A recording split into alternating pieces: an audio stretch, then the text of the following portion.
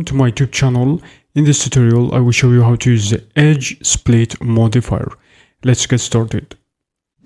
Go over here, select your object, add the modifier, then under generate section, search for edge split, click to add that modifier.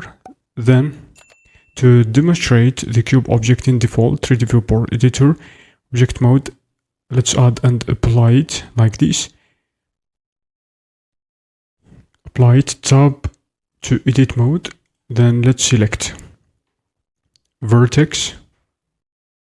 Selecting a vertex will allow a corner to be lifted and moved like this. Then you can switch to face select mode and then hit G to grab it. The same thing you can do it for the edge and the face like this.